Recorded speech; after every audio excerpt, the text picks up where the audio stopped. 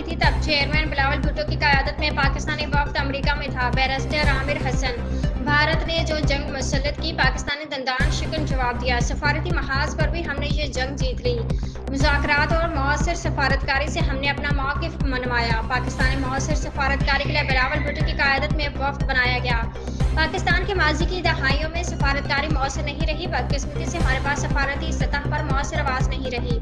Chairman की diplomacy से हमारी सफारतकारी प्रोएक्टिव है। बिलावल भुट्टो ने न्यूयॉर्क में कहा कि आज मैं अक़वाम मुत्तहिदा में पाकिस्तान की आवाज़ बनूंगा।